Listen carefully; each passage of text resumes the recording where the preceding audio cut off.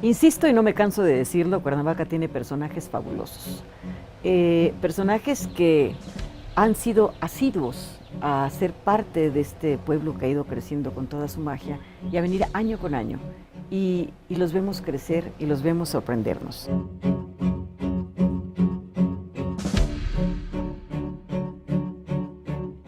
Me da mucho gusto estar con Manelik de la Parra. Manelik, Hola, qué ¿qué tal? gusto estar aquí en tu casa. Muchísimas gracias. Años de conocerte, años de admirarte, años de quererte. Yo más, con tantos años que somos amigos y tanto cariño que ha habido, tantas aventuras que hemos participado, así que me encanta volverte a verte aquí. La vinculación de tu familia, esta familia tan interesante que tienes con Cuernavaca, con Morelos. Bueno, mira, es histórica, pues obviamente Cuernavaca siempre fue la ciudad de la eterna primavera y lo es. Y mis padres desde cuando era muy chico empezaron con una casita. Tú dices mis padres así fácilmente. Bueno. Pero tus padres. Bueno, mis padres eran dos personajes a su vez. Interesantísimos. Los dos fueron muy interesantes, escritores los dos. Yolanda Vargas Duché, muy conocida por sus creaciones como Memín Pinguín, creadora de muchos personajes como Yesenia, María Isabel, Rubí, y mi padre, creador de otros muchos, como El Canalla, como Esra Rotonga, dentro del mundo de la historieta. Ellos fueron los grandes historietistas de México, junto con otros, por supuesto. Y eso, ellos tenían que salir muchas veces de México para poder seguir escribiendo, porque cada semana tenían que escribir. Entonces, íbamos a Cuernavaca, nosotros a la alberca, y ellos a escribir. Y así es como fuimos siempre llenando nuestra vida de Cuernavaca. Porque Cuernavaca da esto, que es esta belleza, esta tranquilidad, pues nos trajeron y lo disfrutamos siempre.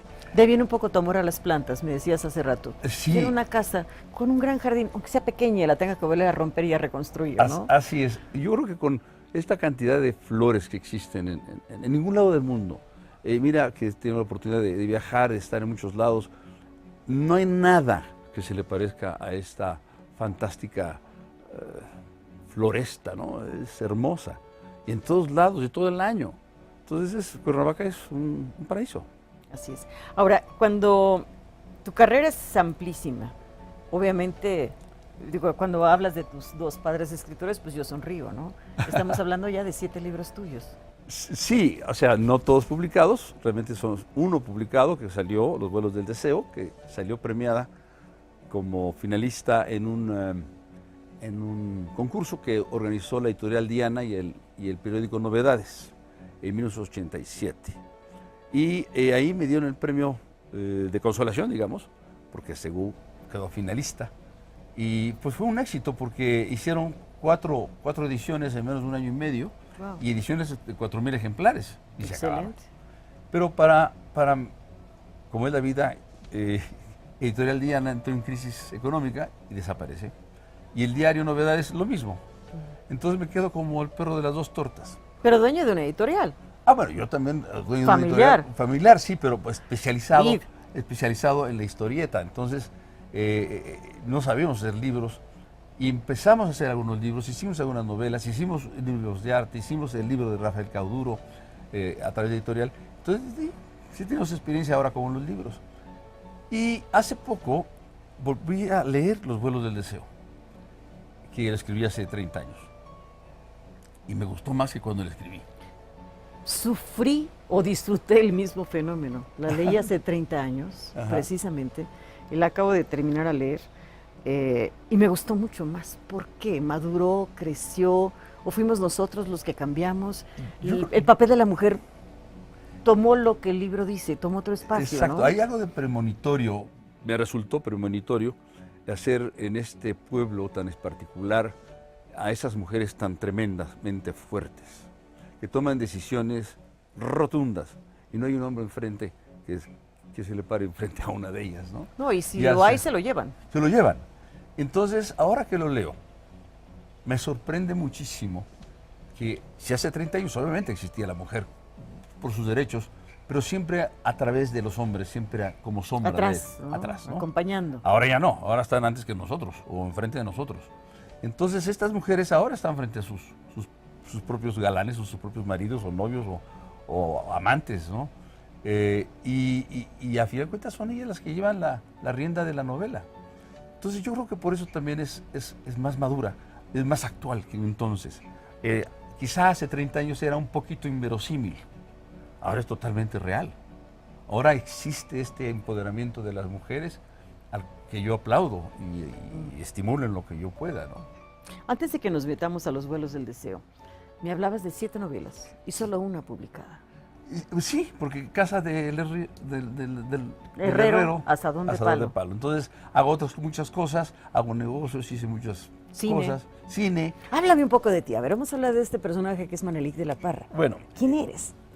Pues mira, ¿Quién quieres ser o quién te ha gustado ser en la vida? Sin duda, lo que soy. Y lo que soy es muchas cosas. Nací, crecí en una familia muy imaginaria, donde el pan de todos los días era la imaginación. Mis padres escribían las historietas, como lo acabo yo de decir, y eso nos llevó a todos estos 5 hermanos por distintos caminos, si tú quieres, pero muy vinculados a las artes en todas sus posibilidades. Unos más, otros menos, pero todos de alguna manera un poco locos, suficientemente locos para estar viviendo en la imaginación. De tal suerte que... Con la locura sana para ser diferentes, ¿no? Mira, lo que pasa es que cuando tú vives tanto en la imaginación, y mis padres vivían en la imaginación, y nuestro mundo era imaginario, no teníamos ninguna idea de la realidad, no sabíamos que existía. Y además mis padres, pues por el cariño que tenían, y porque eran muy imaginativos, entonces hicieron un día una casa suficientemente grande para que no saliésemos. Tenía una canchita de fútbol, ¿tú la conociste? Sí. Tenía su básquetbol, tenía hasta alrededor de la casa había una especie de camino para las bicicletas, en fin. El chiste es que no nos saliésemos. Entonces nunca salimos. Al contrario, iban todos los amigos a jugar a nuestra casa porque pues tenía esas comodidades y entonces era muy divertido. Pero nosotros ir a otro lado, no. Entonces estábamos como metidos en un globo imaginario, que cuando nos rompimos, pues vinieron los descalabros, ¿no? Claro. Pero esos escalabros funcionan también como un antípodo para ser todavía más imaginativos, porque nos refugiamos con más ganas en la imaginación. Después de ver la realidad. Después de la realidad, aunque siempre la realidad es más fuerte que la imaginación. Sin duda. Eso es sin duda. Y así fue. Ahora, yo en lo personal, pues estudié literatura. Primero estudié ciencias políticas en la UNAM, 3 o 4 semestres, después del 68, y sin estudiar yo sacaba puros dieces. Entonces dice, ¿por qué? Yo nunca he sido tan buen estudiante. Entonces vi la oportunidad y hablé con mi padre y si me podía apoyar para irme a estudiar cine a Inglaterra. Entonces me dijo, ok, pues adelante, te apoyamos. Y me aceptaron en la escuela de Inglaterra, pero yo pasé primero a París, porque tenía unos amigos ahí. Yo no hablaba francés, hablaba chacoloteado el inglés. Y yo me quedé en París una semana buscando a mis amigos que no encontré. Me pasé otras 2 semanas y de repente caigo en cuenta en un café que los que estaban hablando en francés, o sea, los franceses que yo no entendía una sola palabra, me parecía maravilloso lo que estaban diciendo. Yo no entendía, pero eran como si fueran pajaritos coqueteándose los unos a los otros. Y yo dije, esta es una lengua que debo de aprender. Entonces me quedé en París y entonces estudié literatura hispanoamericana en la Sorbona. ¿Por qué? Porque tuve el privilegio de tener a todos los exiliados, a los grandes exiliados de España como maestros. Qué rico. A todos los exiliados de Argentina, a todos los exiliados de muchos otros países que estaban perseguidos por las dictaduras. Todos estaban ahí. Entonces a todos, pues no a todos, pero muchos los conocí, muchos fueron maestros. Entonces eso me dio todavía más deseo de seguir por las letras. Y ahí empecé a escribir muchísimas cosas que aún tengo por ahí. Y bueno, estudié en la Sorbona, aprendí el francés y me di cuenta que lo que decían esos 2 enamorados del cafecito tomando su Beaujolais, que yo suponía que se estaban diciendo cosas hermosísimas. No era así. No, están hablando de cómo el Partido Comunista le había quitado al Partido Socialista la posibilidad de ser candidato. Pero era la palabra que tú usabas, imaginería, ¿no? Claro, ¿Te porque imaginabas? a mí me parecía fantástico y me sigue pareciendo fantástico, es un lenguaje, pero es muy racional. No es un lenguaje romántico, pero suena muy bonito. Claro. Entonces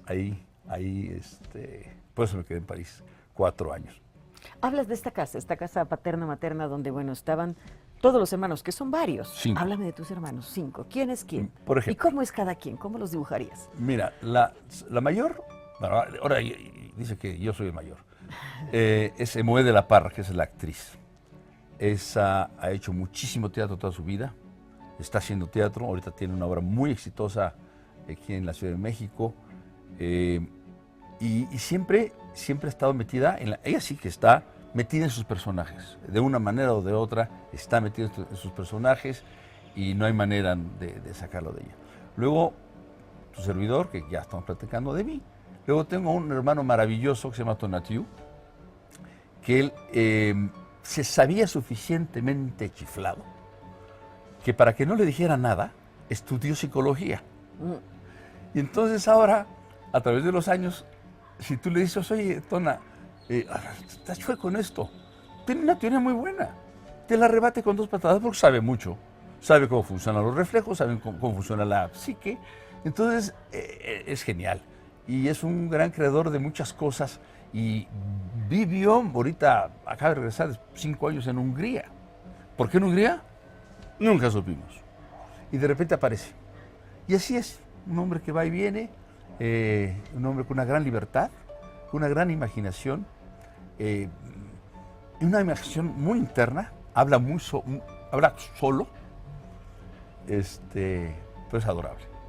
Luego mi hermano Idar, que es, digamos, el que fue el mejor de la parte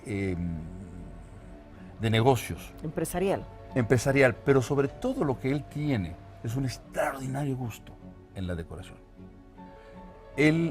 Sus casas, o los mismos hoteles que en un momento dado él dirigió, que eran los hoteles Cristal, él fue el creador del Bogarts, y que se sintiera uno en Casablanca. Él lo decoró, él buscó las fotos de Humphrey Bogart, él lo hacía. Ambientó eso. Él ambientó eso, él ambientaba muy bien los lugares, los rincones, tiene un gran gusto por la decoración y por la creación de espacios. Y así hizo varias cosas, hizo discotecas, hizo la Boom famosa, con antiguayas que trajo de Londres, traía barcos y barcos y barcos de casetas telefónicas y cosas así extrañísimas. Un día, por ejemplo, agarró una camioneta con varias personas y se fue a recorrer todo el norte de México, Durango, Chihuahua. En cada pueblito llegaba y en la camioneta traía metates nuevos.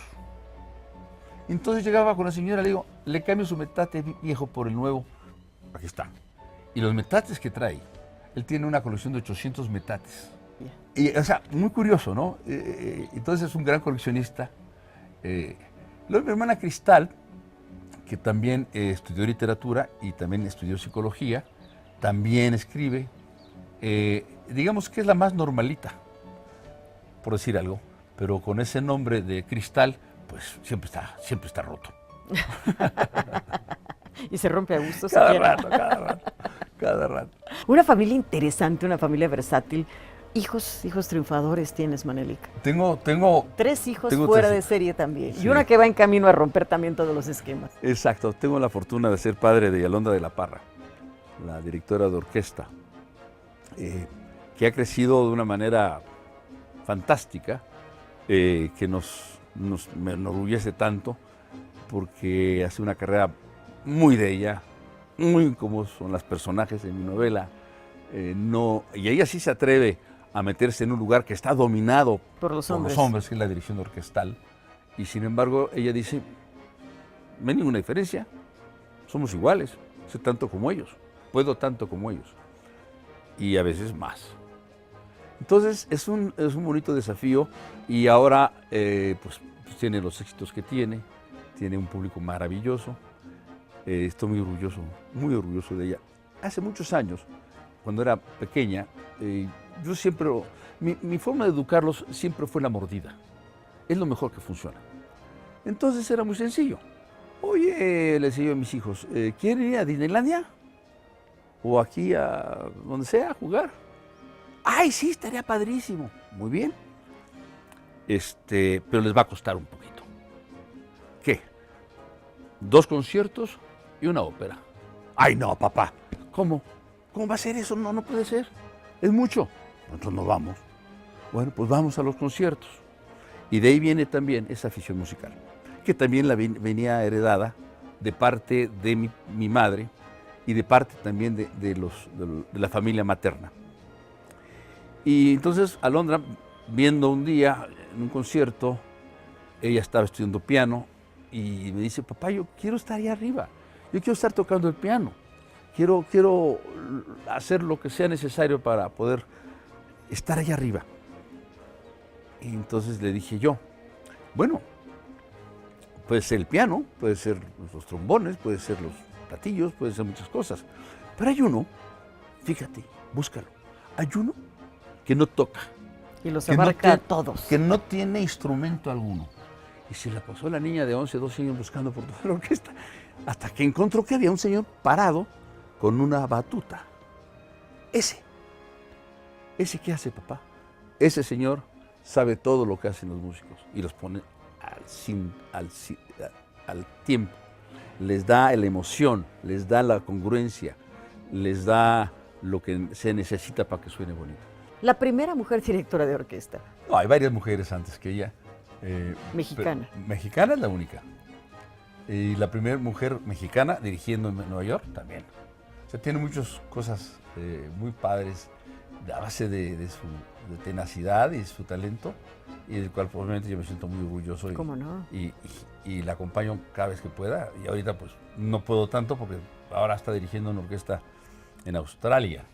Entonces va a ser la directora general, la importante de esta maravillosa orquesta de Brisbane, y va a dirigir varias también en Suiza, en Alemania, en Inglaterra.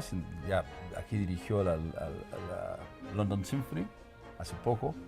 En fin, es una vida primorosa la que ella optó, cercana al arte y la música. Luego mi hijo Mane de la Parra, que él dijo, clásica no, yo mejor compongo y canto. Entonces es un cantautor. Y para tiene un éxito espectacular. Olvídate, ese sí llena espectacular. Estadios. Llena estadios. Pero lo más interesante de su carrera, que podría ser buena, podría ser, no sé, un Luis Miguel. Popular, ¿no? Popular, sí. Que por supuesto que se vale, claro. Claro, pero lo más interesante, que más me da gusto, no nomás que tenga éxito y que cante y que existan esos clubs por todos lados, se llaman las Manelicas, que están desde Chile hasta no sé dónde, que son clubs de admiradoras del Mane, es que todo lo que canta lo compuso él. Él no canta ninguna canción que no haya compuesto él. Hace algunas excepciones, por supuesto. Pero el 95% de las canciones que él ejecuta en sus conciertos son de él. Él, para sus 32 años que tiene registradas más de 100 canciones. Que son muchas. Muchísimas. Muchísimas. Y bueno, algunas famosísimas que ya se hicieron muy populares porque Televisa se las compró, como dice el dicho, por ejemplo. Y así muchísimas, ¿no? Entonces él tiene también su manera de ser. Y además, él fue el que acuñó una frase que nos ha servido a todos para no intermezclarnos o no influirnos o no... Luego hacemos muéganos la familia y entonces no... Papá, cada quien su lunch. Y eso nos partió perfectamente bien para respetarnos. Claro. Entonces, por ejemplo, algunas veces Alondra y Mane han tocado juntos, pero muy pocas veces, excepcionales. Cada quien su lunch. Cada quien su lunch. No tienes por qué juntarlos. Y luego tengo a la más chiquita, que tiene 21 años, que es Camila, que está estudiando literatura, ahora se va a estudiar lingüística, es una mujer trilingüe, francés, inglés y español, a la 100%. Muy guayabita, déjame decirte. Muy guayabita. Muy de aquí, de Morelos. Sí. Aquí creció ella muchos años, ¿no? ella sí creció mucho aquí. Aquí nació prácticamente.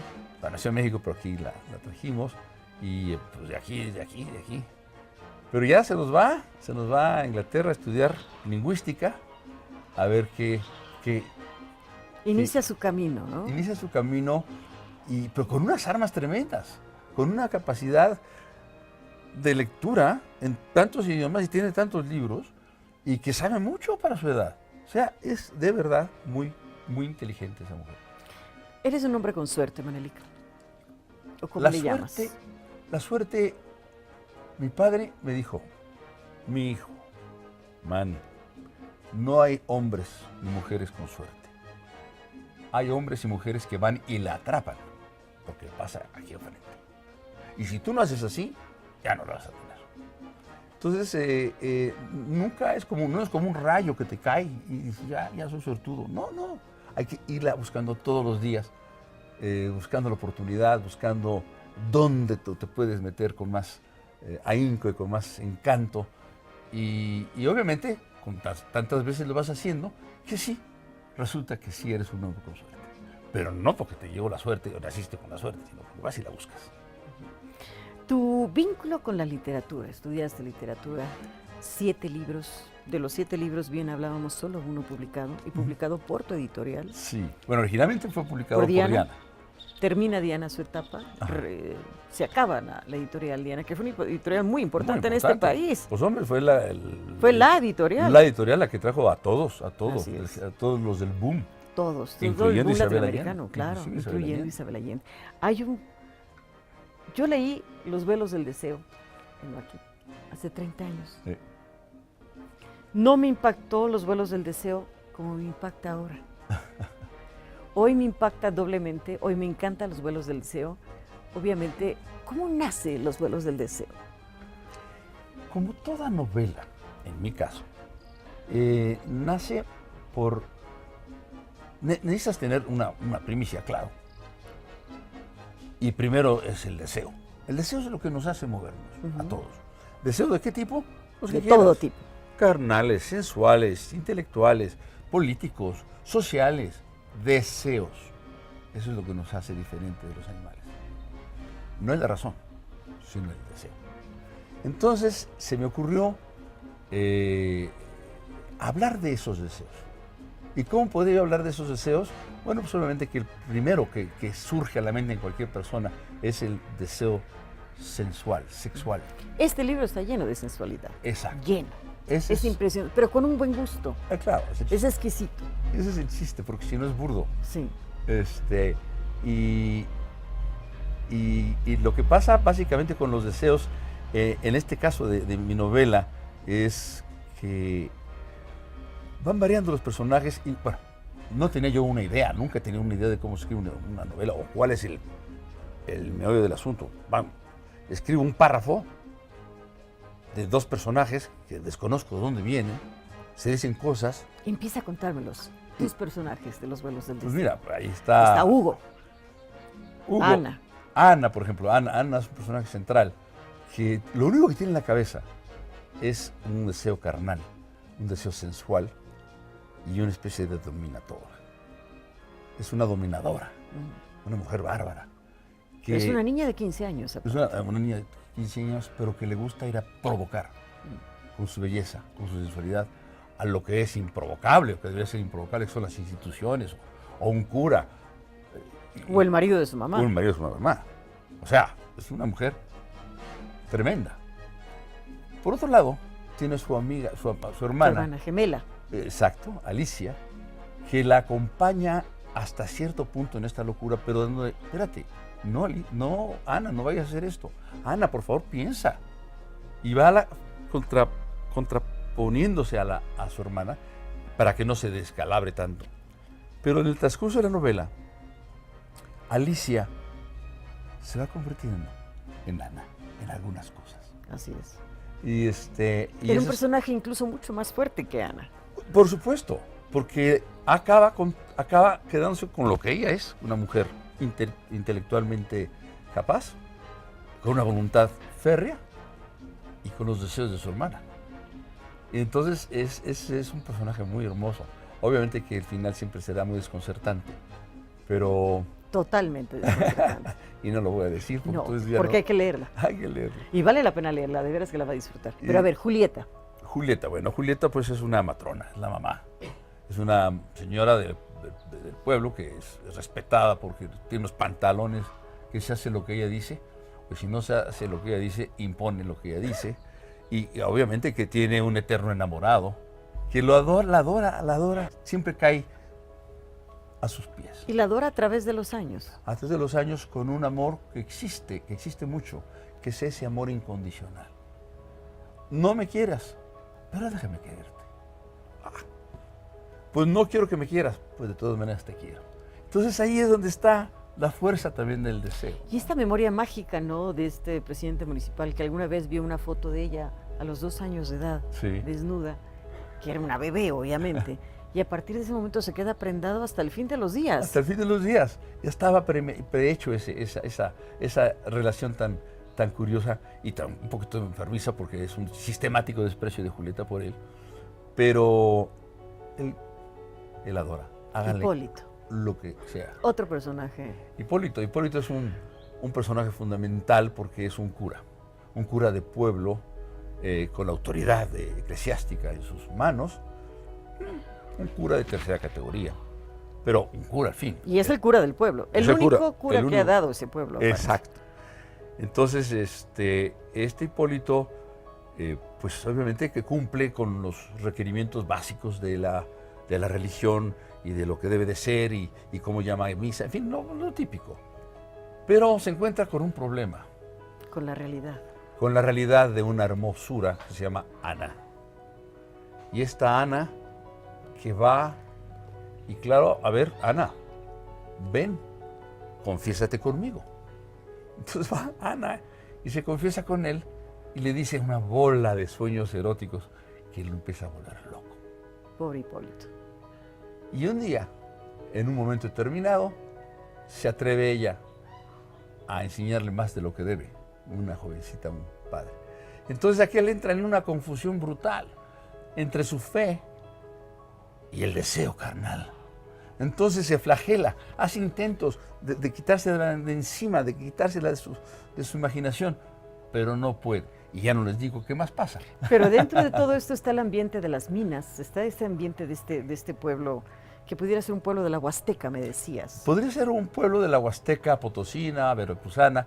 ¿Por qué? Porque necesitaba yo un pueblo en donde hubiese una especie de clase media, pueblerina, y algo de mestizaje.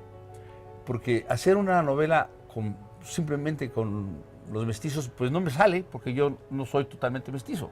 Entonces yo necesitaba un pueblo que que tuviese unas reglas mínimas de convivialidad, de urbanismo. Entonces me inventé este pueblo, que no sé dónde está, nunca he ido. No necesita ubicarse. Y en este pueblo llega Hugo, este francés que no es francés, que va rumbo al paredón. Exacto. Nunca termino de entender por qué lo iban a matar a Hugo.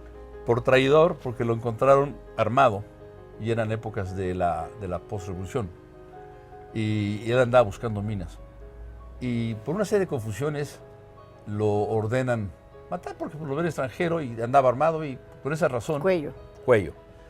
Y eso me inspiró una verdadera historia de mi abuelo, que era también minero, y que se fue junto con otros 2 mineros a Oaxaca. Pero mi abuelo nunca usó un arma, nunca llevaba arma. Y los otros 2 sí. Llegaron a hacer sus prospecciones y de repente una bala desconocida mata a uno que estaba armado. Y 2 días después otra bala desconocida mata al segundo que también estaba armado.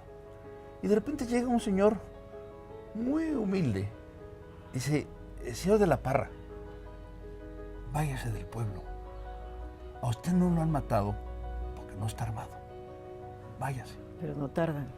Pues no, mi abuelo salió corriendo de ahí y vivió muchos años después. Esa historia la pongo un poco en el caso de este personaje que lo agarran armado y lo procesan. ¿Qué hacen con el franchute? Pues, vamos, dale cuello. ¿Y quién lo salva? Es Julieta. ¿Por qué? Pues porque tiene más pantalones que los soldados. No, y porque decides viuda, Claro. decide tener un nuevo marido. Bueno, por lo menos ya me debe la vida, ¿no? Claro. Ya me debe la vida. Y así es como se conocen estos dos. Siempre, muchas cosas en los deseos, estamos en los extremos. Cuando estamos entre la vida y la muerte, es el deseo lo que nos salva. El deseo de vivir, el deseo, cualquier deseo. Dice que por alguna razón mágica funciona.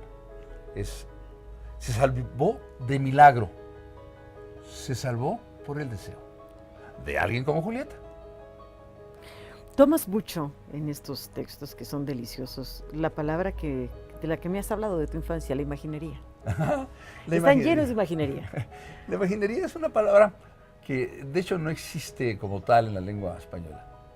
Ya se usa mucho por muchos otros escritores, pero creo yo que fui uno de los primeros en crearla o pensar que la creí. Imaginería es como si fuera una ingeniería de la imaginación. Un poco contradictoria, porque la imaginación lo que menos tiene es estructura. Simplemente es totalmente aérea. Y la imaginería es esta cosa de cómo se va armando precisamente esta novela. Poniendo un cachito aquí, poniendo otro cachito allá, cambiando esto, haciendo lo otro, y así vamos haciendo un cuento o una novela de imaginación. Tu juego en los tiempos de la novela es interesantísimo, es totalmente irreverente. Llevas al lector a la etapa que se te da tu santa gana durante toda la novela. El antes y el después están mezclados con el ahora. Mira, hay una bueno, antes que yo, pues simplemente Julio Cortázar, ¿no? Claro. Con su Rayuela, que sin duda gran influencia en mí, junto con otros muchos, García Márquez, por supuesto, Isabel, en fin, todos. Pero lo que sí es cierto es que este rompimiento de tiempos, porque la novela está escrita tal como está publicada, no está editada, no está recortada. ¿Por qué se hizo así? Porque quizá como yo no sabía para dónde iba, mis párrafos son muy breves. Son párrafos, y lo digo, ¿y este señor quién es? Pues ahora me invento cuando nació. Entonces me voy para cuando nació. O me voy para cuando se murió. Entonces eso me da una libertad extrema para poderlo escribir. Que la debes haber gozado muchísimo, porque uno cuando crea y escribe, la libertad es el punto mágico. Exacto, entonces esta manera fragmentada del tiempo me dio la libertad de hacer lo que no quiero hacer, nunca como escritor, una historia lineal, en donde se abre la puerta, entra por la casa, camina por el pasillo, prende un cigarro, lo apaga, se sirve una copa y mira hacia el cielo. Cosa más aburrida. No pasó nada. Me están dando una narración en donde no hay ningún elemento contradictorio. No es lo mismo que diga yo, entra por la puerta Gabriel, que no tengo la menor idea de quién es Gabriel. Entra por la puerta Gabriel, se queda pensando, toma la pistola y se pega un tiro. Ah, ¿por qué? ¿Quién fue Gabriel? No sé, vamos a ver quién fue. Pero Gabriel. algo pasó. Algo pasó. Algo pasó. Entonces, ¿qué pasa con el lector o con el escritor en mi caso? ¿Por qué se dio un tiro Gabriel? Claro. Ah, hay una historia que contar. entonces hay que inventar la historia de Gabriel. Pero también hay que acordarse que Gabriel ya está muerto y que tenía una esposa. ¿Quién? ¿Quién esposa? Pues no sé. Lucía. Entonces, una Lucía, pues, ¿cómo vive esa viudez? Pero también tenía una hija. ¿Y cómo esa hija vive esa falta orfandad del padre, esa orfandad?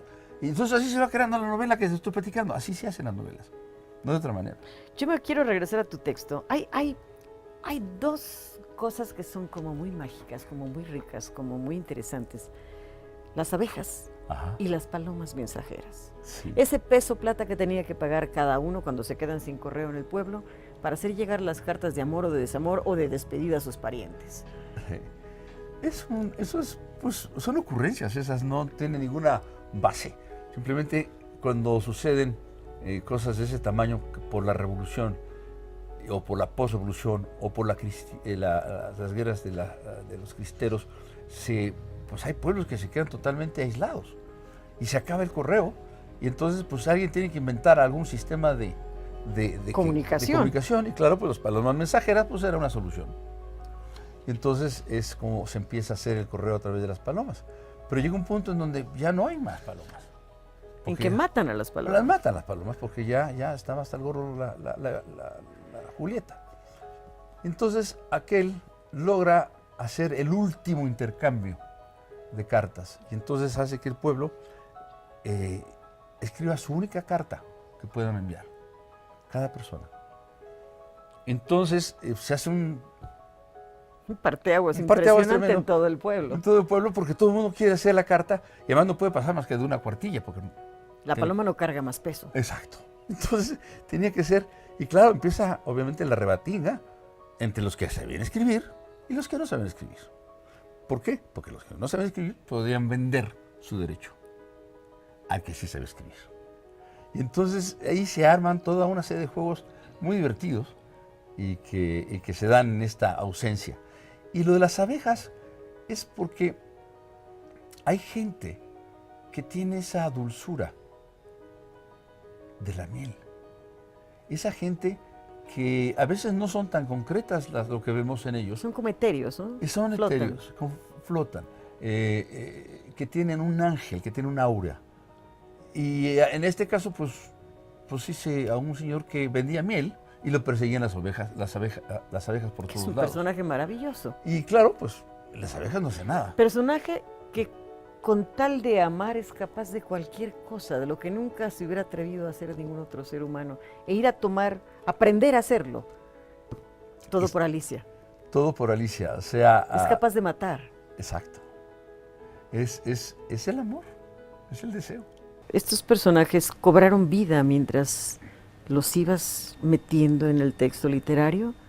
¿Cada quien fue para donde quiso o tú los diseñaste? No, es lo más bonito de la escritura y de la imaginación. Uno puede empezar, como yo hace un momento dije, llega Gabriel y se para y se da un tiro. Esquema. Y punto. Y luego me empiezo a investigar quién es quién. Bueno, llegará un momento dado que dejaré de estar creando esta fantasía de cómo entra Gabriel y se da un tiro, sino que al ratito Gabriel me empieza a decir lo que tengo que escribir. Claro. Y la viuda también, y la hija también, y todos los que pasaron. Y claro, vas armando todo eso de una manera novelística, por supuesto, y que se va como vasos concomitantes, se van pasando los unos a los otros. Y eso es lo que esa es la escritura. Al fin de cuentas, yo digo, y en eso estoy de acuerdo con otros muchos escritores, y especialmente con Julio Cortázar, que tuve oportunidad de conversar en París. A fin de cuentas, los escritores no somos más que mediums. Somos medios como los que creen en la santería o que creen en, no sé, en la masonería, en donde vienen los fantasmas a hablar o los antiguos muertos a hablarnos de ellos. Y ellos se dedican simplemente a traducirlo a lenguas muertas o a lenguas imposibles. Esos son los escritores. Los personajes ya existen, preexisten. Y de repente necesitan un comunicador. Y ese somos nosotros. Que claro, nosotros lo provocamos al principio y después se apoderan de nosotros. Y ellos nos dicen todo lo que tenemos que decir. Pausa por punto, por cada cosa. Los vuelos del deseo, para ti, Manelik, 30 años después, ¿qué significa reeditarla? Porque Híjole. ese es un parteaguas muy interesante. Bueno, mira, hay cosas... Mi vida ha sido, como hablábamos hace rato, muy divertida. Pero también ha sido trágica, sobre todo en mis deseos. Cuando yo estudié cine y dirección de cine en los Estados Unidos, y cuando yo ya me iba, bueno, de hecho cuando logré maestría en cine por el American Film Institute, logré por una casualidad que un productor muy importante me pidiera un guión. Y yo hice un guión basado en una experiencia que yo había, ese señor tan grandotote, que era el fundador de Panavisión.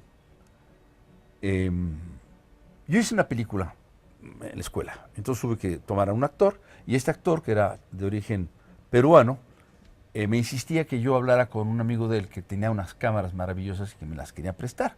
Pero si me lo está diciendo un actorcito, pues yo no lo podía creer. Pero finalmente de cuentas, él insistió tanto en que yo fuera a ver al señor, pues que fui a verlo. Y cuál no sería mi sorpresa, que era Robert Gottschalk.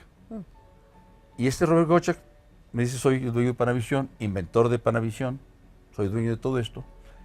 Estoy vendiendo mi estudio, toda mi tecnología a Fox, y me van a dar cierto presupuesto de varios millones de dólares al año para que yo haga películas. Y quiero que tú hagas una película conmigo. Así que escribe un guión porque me gusta lo que estás haciendo. Entonces yo me puse otra vez contra la pared, en papel en blanco, digo, ¿qué hago? Entonces hice una historia. Eric, Que fue la historia de este muchacho de origen muy pobre en los Andes peruanos, y que por casualidad cae el avión militar de un especialista en tortura de la CIA. Y no muere, y este niño indito lo rescata, lo cura, lo lleva a su casa, y ahí se da cuenta de lo terrible que había sido él como torturador, como especialista en tortura. Y esa es la historia. Y finalmente la historia termina cuando este niño se lo dan a él, a que lo cuide, que lo eduque, y se lo lleva a un pueblo. Él se sale de la CIA, se esconde de la CIA, y se deja la barba, y vuelve a ser un hombre libre. Pero para su mala suerte, este hijo que adoró, lo toma como hijo, pues va creciendo. Pero ese hijo también tiene un día acceso a algunos archivos que tenía su padre, y se da cuenta de quién era su padre. Entonces este muchacho se vuelve un tremendo villano en ese pueblo. Entonces viola a una muchacha, viola a otra muchacha, anda con drogas, y aquel no lo puede parar. Y entonces la película, el guión que hice yo, basado en esta historia, termina tal como empieza. Cuando empieza están torturando a una persona, y él a base de señas va diciendo qué es lo que tiene que hacerle para que suelte la sopa. Hasta que ya no hay manera, y ahí, cuando apaga su cigarrillo en el cenicero, ese es el signo de la muerte. Se escucha ese gran grito en donde muere el prisionero. Y en la final de mi guión, él dándose cuenta, llorando prácticamente, sabiendo que había hecho un monstruo como hijo, decide fumarse un cigarro y apagarlo en un cenicero, invitándonos a pensar que él lo mata. Entonces esta historia se la platico, la escribo, se la doy al señor Gottschalk, le fascina, y pues yo salgo encantado, empieza ya a hacerme el guión ya directo, etc. Y cuando presento yo mi película en la escuela, el último día, de otra película donde actuó el muchacho, los invitados especiales era el señor Gottschalk, que era multimillonario. El señor Gottschalk. Y que además daba mucho dinero al año al instituto, al American Film Institute. Entonces estuvimos esperando que llegara él y el actor, y nunca llegaron. Entonces y estaba lleno la gente de mucha expectativa, había, no porque mi historia fuera buenísima. Sino porque venían ellos. No, sino porque yo había usado la primera cámara de video, con la técnica de Panavision, con los lentes de Panavision. Entonces era gran expectativa, obviamente, entre fotógrafos y todo Hollywood. Entonces dentro de lo que estábamos, eran 220 butacas en la American Film Institute, había 500 personas de pie. Porque no cabían, por todo que el mundo quería ver cómo se veía a través de las lentes de Panavision una película. Y al no llegar, pues ya vieron la película, y las preguntas fueron más técnicas que interesadas en mi película. Y en ese instante viene la tragedia. Sale una secretaria del director del instituto, le dice una cosa al oído, se para él, era un italiano, y dice, ¿qué cosa? Entonces vuelve a escucharlo, me dice, me están informando que Robert Gottschalk está muerto. Y en ese instante, en todas las televisiones que estaban ahí reproduciendo mi película, se había hecho un freeze, en donde decía, muchas gracias a Robert E. Gottschalk y a Panavision por su ayuda en esta película, Manelik de la Parra. Y en ese momento estaba Gottschalk muerto. Y no sabemos qué pasaba. Y ahí viene la frase importante que me dijo el director del instituto. Manelik, yo sabía que tenías un gran proyecto con Robert Gottschalk, y sé que ahora, ante su muerte, seguramente no se hará. Por lo cual, te recomiendo que vuelvas a pensar, ¿qué es más fuerte? ¿La realidad o la fantasía? Y te voy a decir una cosa muy fuerte, es la realidad, se impone. Y aquí se te ha impuesto. Inmediatamente después de ahí, pues ya tomé mis chivas y me vine yo a México. Cuando prendo la radio, ya caminando hacia Tijuana, salen las noticias que el señor Gottschalk, famosísimo por la creación de Panavisión, había sido asesinado por un joven actor peruano de 37 apuñaladas. Ouch. Y entonces hablo por teléfono al instituto con el director. Me dice, Manelik, tú estás en mucho peligro. Porque el guión que tú hiciste, el guión que tú le diste a Gottschalk y le diste al actor, Es lo que sucedió. es lo que sucedió, no es que al revés. En lugar de matar él al niño, El niño mata al papá. lo mata a él. Y te puedes meter en un lío legal Espantoso. espantoso porque tú puedes haber sido el pivote de toda esta tragedia. Así que lárgate y no vuelvas. Y ese fue el fin de mi carrera cinematográfica. Años después me atreví a hacer un guión de cine que también quedó como finalista en México. Y se llama La verdadera leyenda de Joaquín Murrieta. Y también me dieron un premio, la SOGEM, RTC, en fin, muchas instituciones. Y uno de ellos, unos miembros del comité que organizó eso, se acercó a mi padre, que lo conocí bien, y le dijo, no le pudimos dar el primer premio a tu hijo, porque es muy buen guión. ¿Y por qué? ¿Y por qué hicieron eso? Es que el premio también está en esto, en la medalla, y hacer la película. Y el guión de tu hijo... No se puede hacer. No, sí se puede hacer, pero no tenemos dinero porque tiene muchos caballos. Perdiste la película y el premio por unos caballos. Sí, yo lo he quitado. Falta de confianza. Puesto un burro. Y claro, cuando escribes dices, y pasaron 250 caballos, pues sí. ¿De dónde sacamos 250 no, pues pasó caballos? un burro y me ganó el premio, ¿no? Y entonces ahí se terminó también mi carrera cinematográfica. Tus asignaturas pendientes. Ay, El cine. Cine, teatro me gusta mucho. Y sobre todo escribir. Escribir es lo que creo que me sale más natural. En cine necesitas un gran equipo. Y mucho dinero. No hay mucho dinero, pero un gran equipo. Y tienes que estar muy consciente de que tú eres el líder, pero todos opinan. Y tienes que irte acomodando muchas cosas que ellos opinan. Actores, codirectores, técnicos, cinematógrafos, fotógrafos, que obviamente contribuyen a la película. Cuando uno es un novelista, uno es lo que Vargas Llosa hizo de García Márquez en un fantástico ensayo que se llama Historia de un deicidio. Es un análisis que hace Vargas Llosa a García Márquez hace 40 años. Es un ensayo, es un análisis de la obra de García Márquez, que eran muy amigos y luego se pelearon por una nalgada hasta la muerte. Y ahí Vargas Llosa describe cómo el escritor es un asesino de Dios, porque no necesita a Dios, hace lo que se le dé la gana en su novela. Entonces, por eso dice que García Márquez, lo que él hizo con sus novelas es matar a Dios. Y me quedó muy claro ese texto, que adoro, un gran ensayo. Y cuando tú escribes, tú eres Dios. Claro. No necesitas hablar con nadie, ni preguntarle nada. Lo único que puedes hacer es preguntarle al público si les gustó. Y ojalá. Y no puedo hacer más.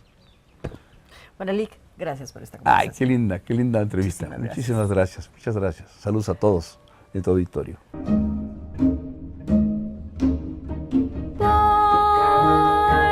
por la vereda tropical, la noche plena de quietud, con su perfume de humedad.